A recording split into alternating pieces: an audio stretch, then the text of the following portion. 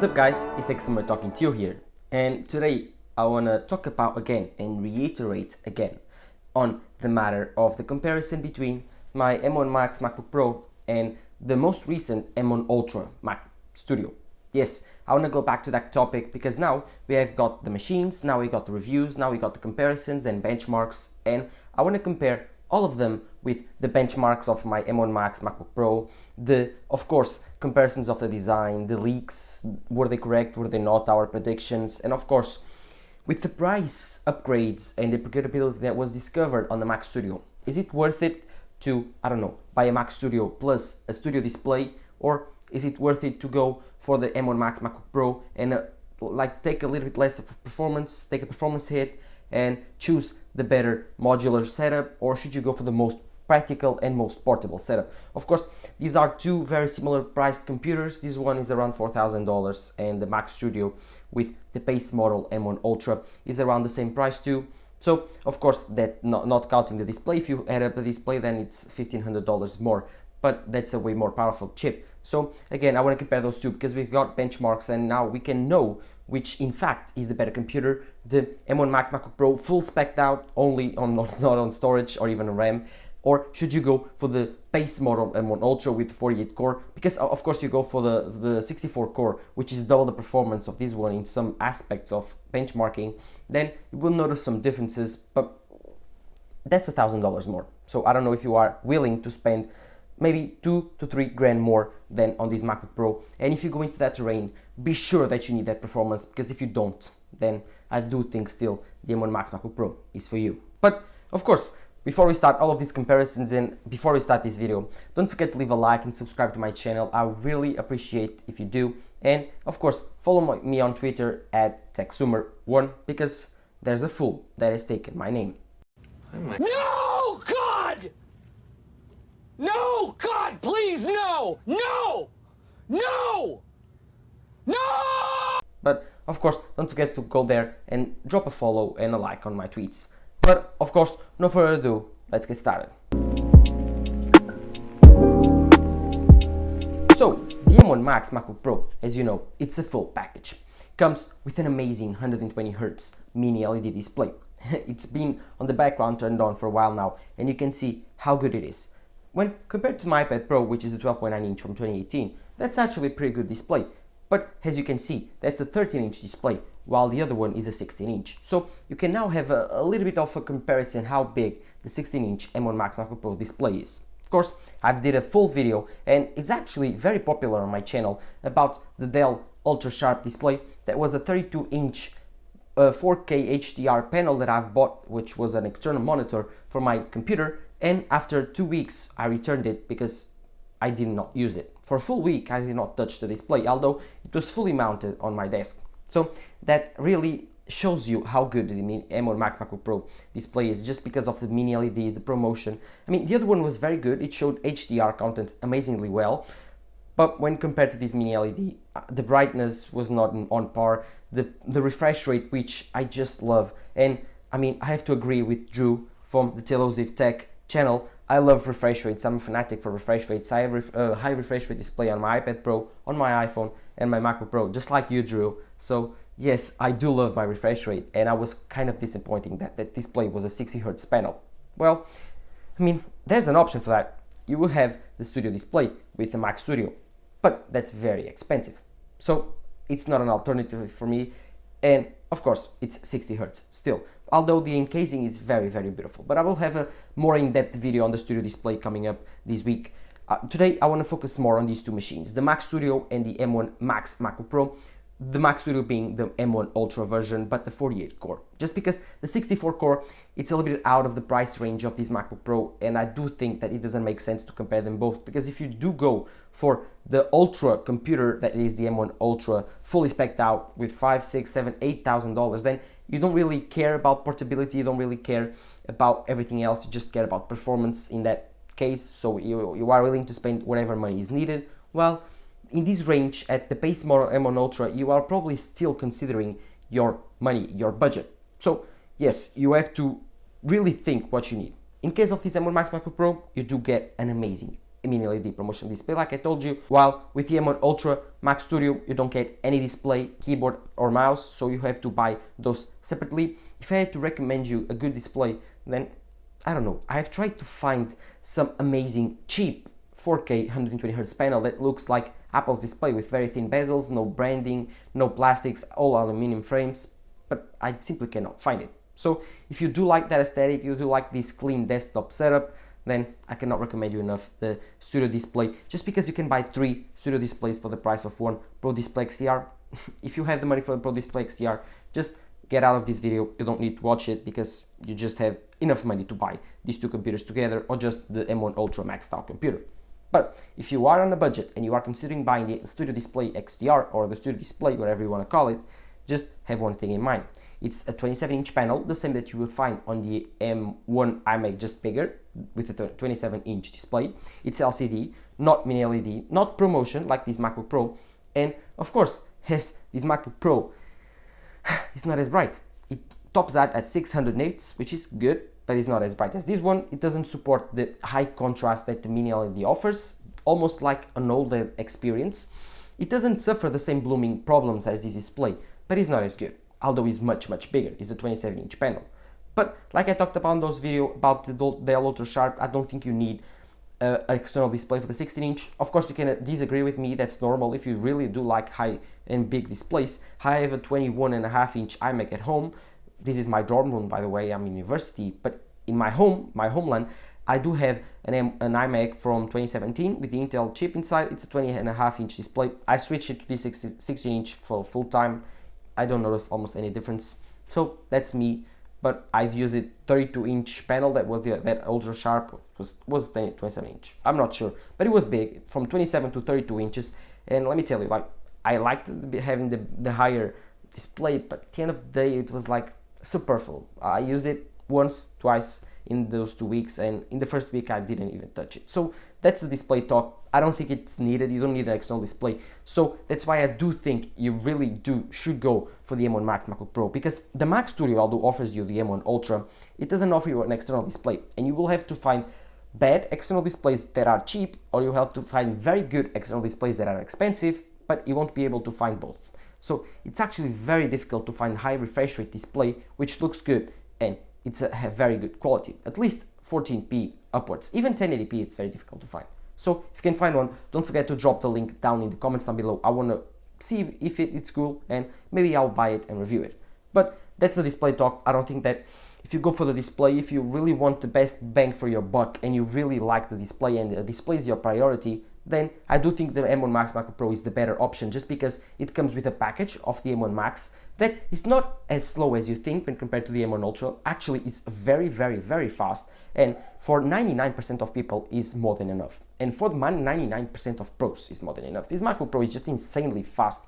It's just ridiculous. And in the benchmark part of this video, you will see that the differences that you will pay, and you will try to pay for the Mac Studio M1 Ultra's chip and abdicating the displays, which is this mini LED promotion display that you won't find anywhere, and the portability factor too. I don't think it's worth it, even though the benchmarks will say that the M1 Ultra is faster. If you really think about it, and you will see that the differences do not make up for the extra $3,000 that you will have to spend to buy the full package of the Mac Studio. So yes, in terms of displays, the M1 Max MacBook Pro just offers the better deal, just because it comes with amazing display. It comes with an amazing keyboard. Let's talk about that. This Magic keyboard is just incredible. I've used the Butterfly keyboard for years. Since 2016, I've used the Butterfly keyboard until last year, 2021, when this MacBook Pro launched, and Jesus, I liked the Butterfly keyboard, but when I switched again to this keyboard, I'm just amazed. Of course, this smart folio case that here on my iPad, it sucks. It's very bad. I don't like it at all. The Magic keyboard and even the Butterfly keyboard was way better than that one. But now with universal control, I can control those two computers with just my Magic keyboard, and that's very good. One thing that is also incredible is the trackpad. The trackpad on this computer is just the best I've ever used. It's even topped out the, of course, amazing trackpad from the 2016 MacBook Pros. It's Force Touch trackpad. It's just insane. It's just very good, and you will have to pay a lot to buy one of those for your Mac Studio, because you can find one on apple.com, but that's expensive. Even the keyboard with the Touch ID that you get on this MacBook Pro, it's very expensive, a $200 add-on. The Magic mouse, it's $100, or even the trackpad, it's $100. Then if you start to add up things, and if you buy the black version, it's almost more expensive. So if you start to add up things, then you reach a point that, okay, I will pay $4,000 for the base model M1 Ultra Mac Studio. Then I will pay $1,500 for the base model Studio Display, which tops out at $4,500 right now, but you will have to buy the Magic Mouse or even the Magic Trackpad and the Magic Keyboard with Touch ID. So that's $200 more or $179 more and $100 more on top of that. So that's actually very expensive. You reach almost to $4,800, almost $5,000. With this M1 Max MacBook Pro, with $5,000, you can get the M1 Max chip, 32 gigabytes of RAM, or even choose to go for the 64 gigabytes of RAM, which I do not recommend. It's just not worth it. Only if you do know that you need the extra RAM, but the 32 gigabytes of unified RAM is more than enough. Then you will have space to go at least until 2 terabytes of storage. That's insanely good. So with this Mac Studio, you kind of limit it to some options. Of course, if I had to tell you, okay, I do need the most amount of performance and I already have a cheap display, I already have a cheap keyboard and mouse, I just want the best performance, I do not have to need my best computer in my hands. I do need the extra performance or the extra thermal design.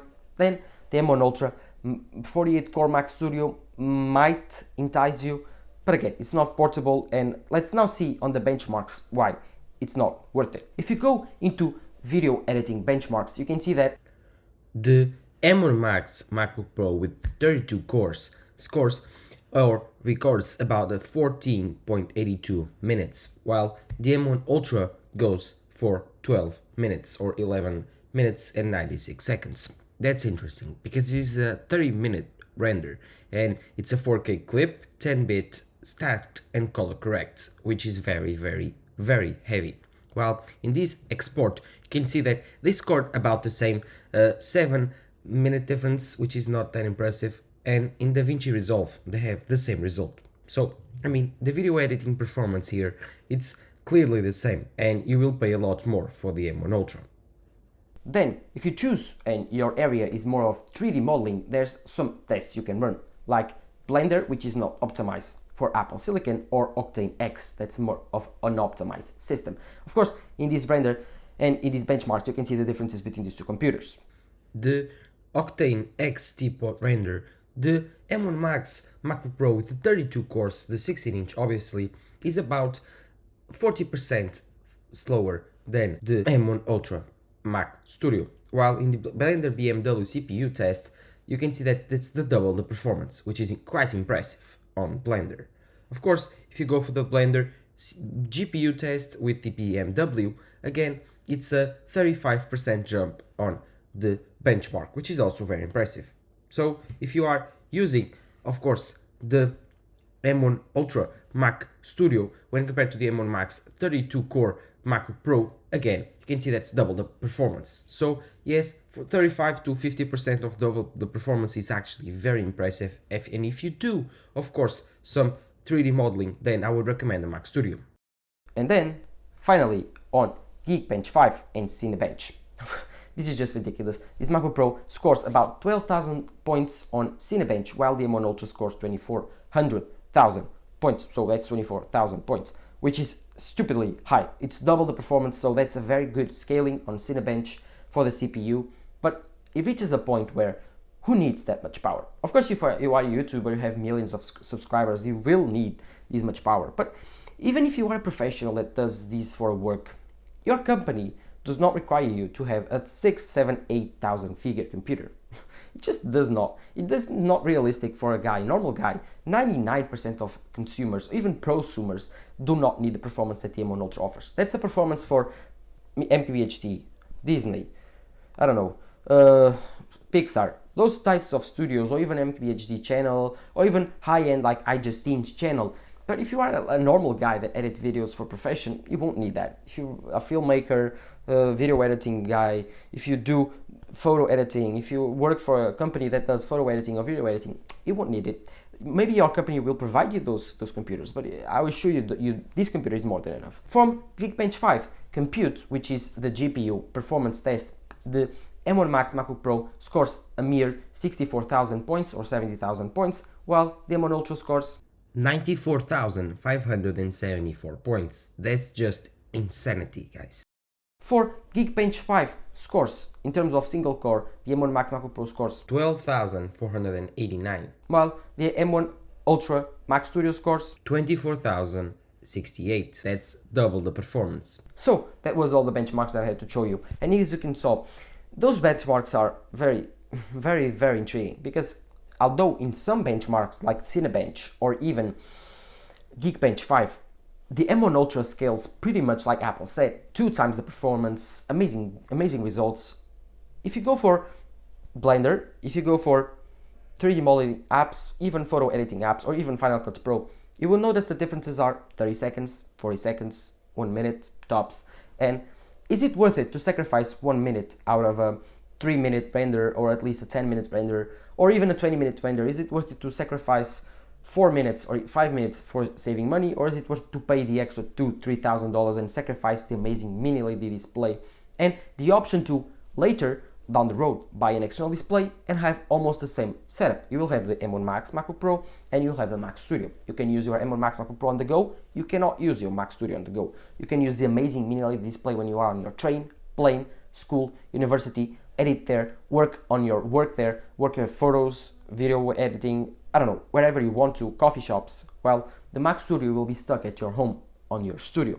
So that's a very different thing, just because the performance, for me, it doesn't make any sense to go for the M1 base model, M1 Ultra Mac Studio, just because the differences in performance, although they are a little bit noticeable in some tasks, mainly they are synthetic benchmarks.